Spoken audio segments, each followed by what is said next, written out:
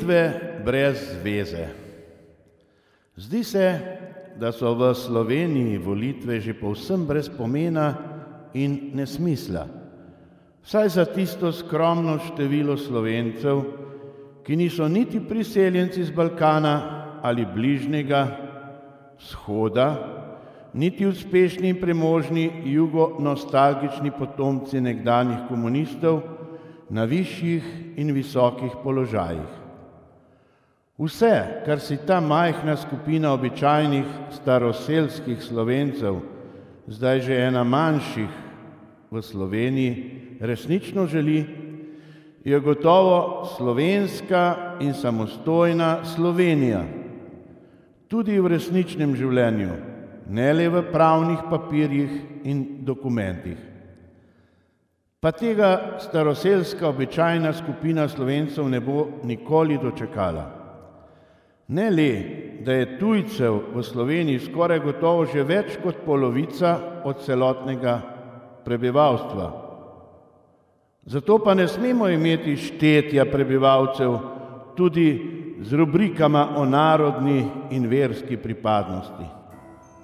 Poleg tega pa je še tista uboga, slaba polovica staroselskih Slovencev zaradi številnih porok s priseljenci v resnici pod močnim pritiskom tujih kultur oziroma ver, saj se priseljenci redko prilagodijo slovenski kulturni tradiciji.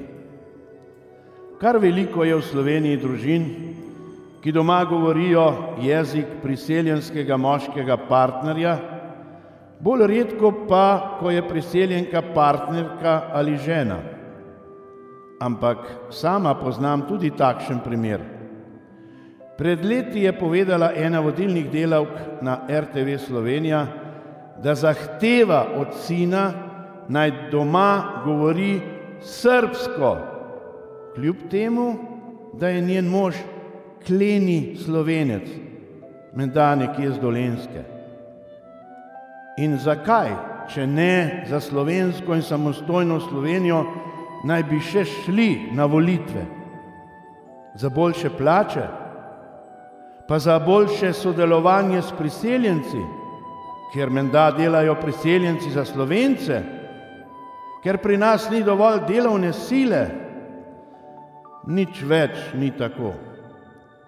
Zdaj je v Sloveniji že toliko priseljencev, da delajo samo še zase, pa še to ni dovolj. Staroselski Slovenci jim moramo veliko dajati še iz svojih skromnih prejemkov, ker menda mora obstajati pozitivna diskriminacija na prav vseh področjih. Še najbolj pa, kar zadeva kriminal.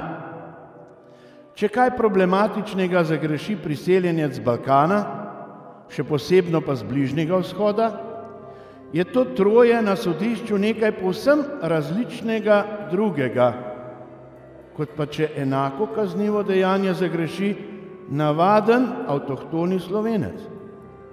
Zanj ni blažjega kaznovanja zaradi razlik med njegovo in slovensko kulturo. Kar pa zadeva pomen in smisel volitev slovenskih staroselcev za še kaj več, kot pa za slovensko in samostojno Slovenijo, pa je potrebno poudariti, da je to drugo in pomembnejše, ja, seveda denar, na vseh področjih življenja in v vseh oblikah. Ampak, ko gre za denar, se staroselskim Slovencem res ni potrebno bati, da se bo zanj zanimalo in ga hotelo imeti premalo državljanov. Kje neki? Saj gredo vsi priseljenci in staroselci v Sloveniji na volitve izključno zato, da bi lahko več zaslužili.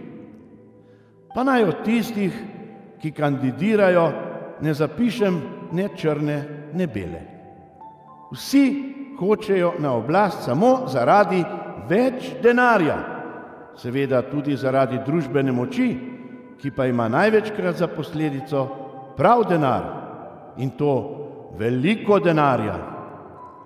Spominjam se, kako so v zlatih časih gospodarskega razcveta v zahodnji Evropi mediji poročali, da je tamkaj volilna udeležba nizka.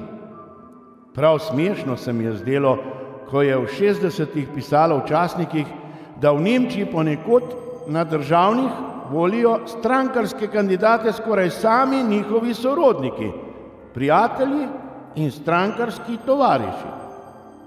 Druge volitve bolj malo zanimajo, ker se z novimi vladami običajno zelo malo spremeni.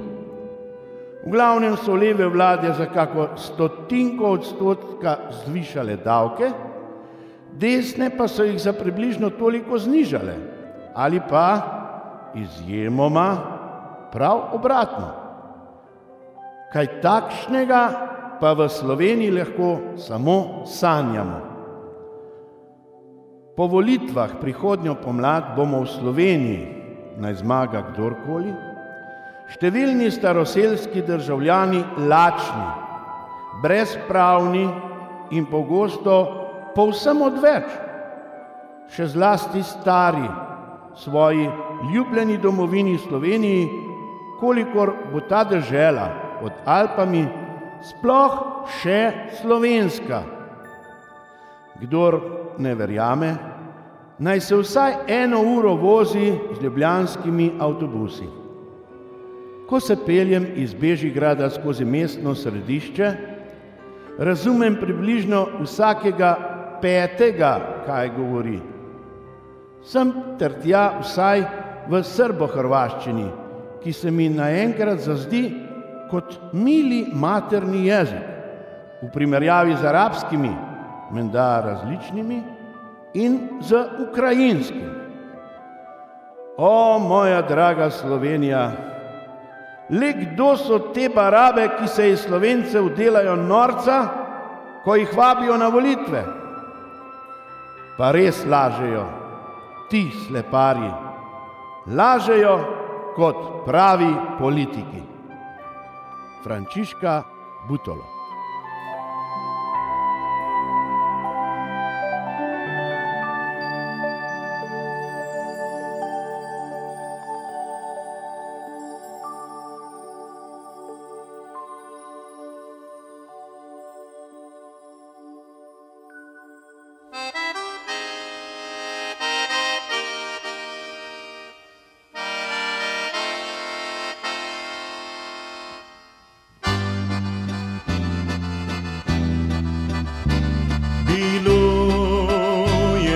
Časi, ko je dedek še živel in svojim je vnukom lepe pesmice pel. Le ena je v dedku želja gorila, da bi po vnukih vam pisem živela.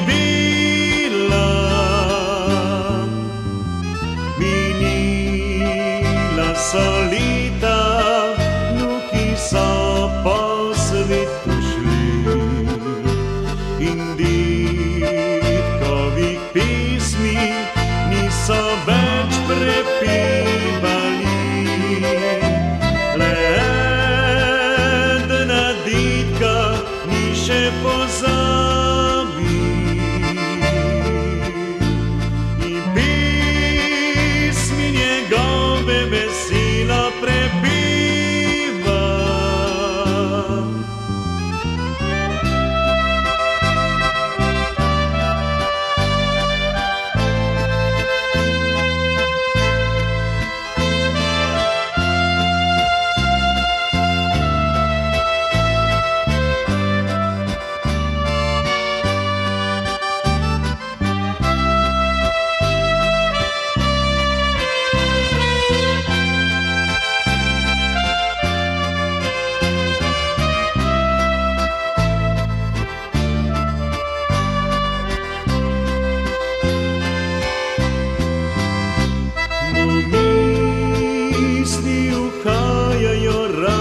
Po svoje, kar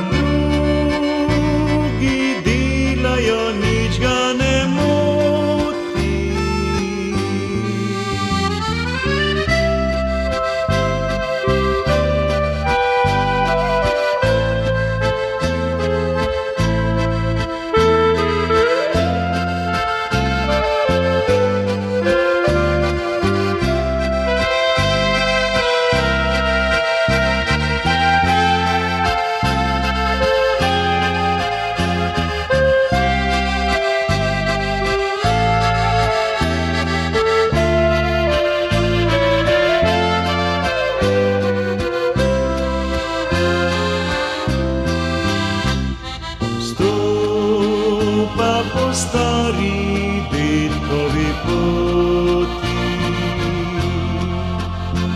On misli in poje, dela po svoje.